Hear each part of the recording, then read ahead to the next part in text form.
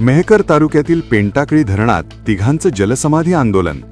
स्मशानभूमी जागेवर केलेलं अतिक्रमण प्रश्नावरून संताप.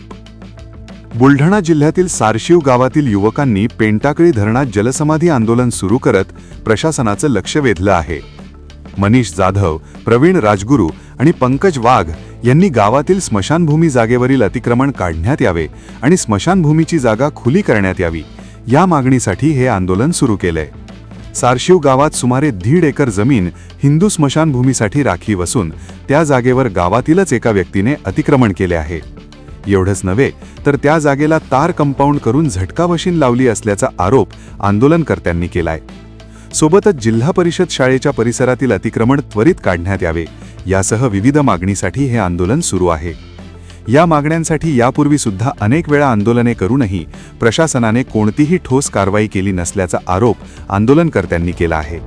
त्यामुळे आज अखेर त्यांनी जलसमाधी आंदोलनाचा मार्ग स्वीकारत प्रशासनावर दबाव वाढवला आहे. सारशिव गावातील या गंभीर प्रश्नांवर प्रशासन काय भूमिका घेते याकडे आता संपूर्ण मेहकर तालुक्याचे लक्ष लागले आहे. आपला Vidarbha live bureau report, Mehkar. आज 23 मार्च शहीद आलम भगतसिंग सुखदेव राजगुरू यांना मी प्रथम तिरवार अभिवादन करतो. आज आम्ही तिघेजण पेंटाकळी धरणामध्ये जलसमाधी आंदोलन करत आहोत. यापूर्वी सुद्धा याच विषयासाठी आम्ही वारंवार जलसमाधी आंदोलन केले, टावर आंदोलन केले, उपोषणं केले, परंतु अद्यापही या विषयाला कुठं वाचा फुटली नाही.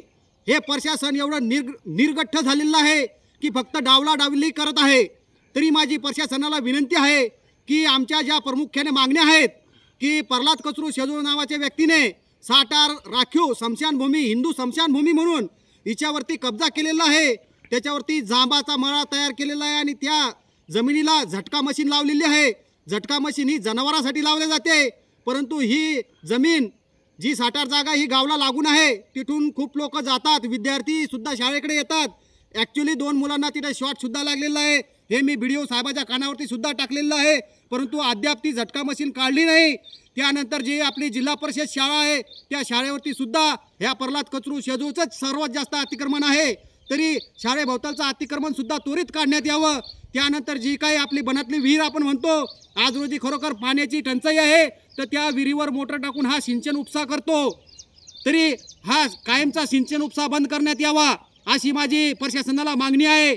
यामध्ये